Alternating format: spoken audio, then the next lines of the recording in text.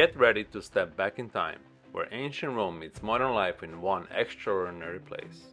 Welcome to Split, a captivating city on Croatia's Dalmatian coast, where Diocletian's palace, erected 1,700 years ago, still dominates the landscape. Built by a Roman emperor who combined military discipline with imperial opulence, this sprawling palace remains the living heart of Split, and it is the best preserved Roman palace in the world today. Come along as we uncover the towering gates, lasting buildings, and enduring legacy that continues to fascinate our imagination. Diocletian's palace was modeled after a Roman military camp, reflecting the emperor's career as a high-ranked general. Massive stone walls and watchtowers form a formidable defense, while an integral grid organized every aspect of daily life.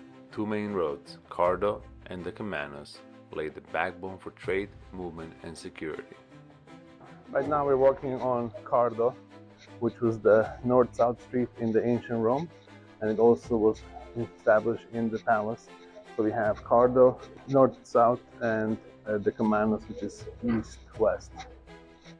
These carefully planned roads not only helped Roman soldiers move quickly, but also guided merchants and locals through the busy heart of the palace. They show how Rome blended defense with everyday life. This here is the Peristyle, which was the combination of Cardo and Decumanus coming together, and was the kind of like a main square of the palace, right inside of the vestibule where the emperor lived. Peristyle was the palace ceremonial hub. Here, Diocletian could address his subjects in a grand, open-air setting. Near this courtyard stood crucial religious sites, like the Temple of Jupiter, dedicated to Rome's chief deity. Adding to the palace's eclectic charm are an Egyptian sphinx, possibly spoils of war or symbol of Rome's vast power. Carved from black granite and centuries older than the palace itself, this sphinx offers a rare glimpse into how Roman emperors fused their own culture with those of distant lands. Vestibule was the formal entrance of the palace. It's where Diocletian actually welcomed his guests coming in. It had an open ceiling and it would shine light on the emperor, making him more magnificent, and also it was amplify his voice to make him more stronger. The vestibule served as a grand welcome hall. With its towering dome and clever acoustics, it amplifies Diocletian's presence, reminding visitors that they were entering into the domain of a living god.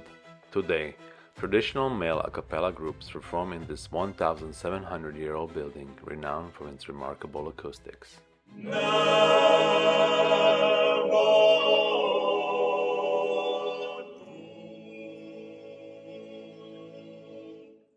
Beneath the palace are its cellars, which mirror the rooms above. In Diocletian's time, seawater reached its lower levels, so ships could bring supplies straight to the palace. This clever design shows how well Diocletian's planned for both defense and daily need. Diocletian built this place. It was used to be his mausoleum, but in the 7th century the Christians turned it into a church and they dedicated it to Saint Douye, which is Saint Dominus in English, who was one of the martyrs that Diocletian killed. In a remarkable twist, Diocletian's mausoleum, meant for pagan worship, was transformed into a Christian cathedral. The very emperor who persecuted Christians unintentionally provided them with a sacred sanctuary.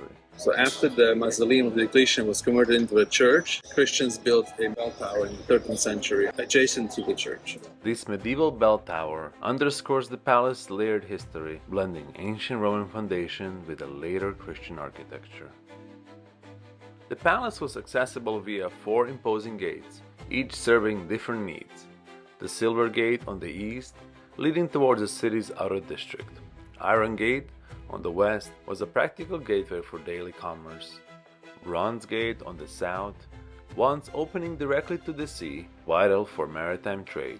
Designed to protect the emperor's retreat while sustaining vibrant city life, these gates balance security and function. And now, the most iconic of all, frequently called the Golden Gate, renowned for its majestic design. This here is the Golden Gate, or the southern gate of the city. This is actually the formal entrance of the palace. Most people today come into the northern entrance because it comes from Riva. This was the original entrance to the palace. Although naming conventions can vary, this gate has come to symbolize the palace grandeur. Nearby stands the towering statues of Grgur Ninski, a 10th century bishop who championed the usage of Croatian language in a religious service. Created by a famous sculptor Ivan Meštrović, this statue has become a local icon. Visitors often rub Grgur's toe for luck, adding a modern tradition to its ancient setting.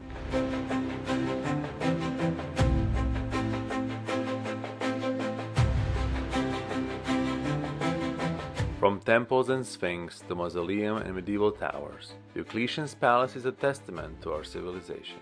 Built by a Roman general with an eye for grandeur, it has been shaped by centuries of faith, culture, and human innovation.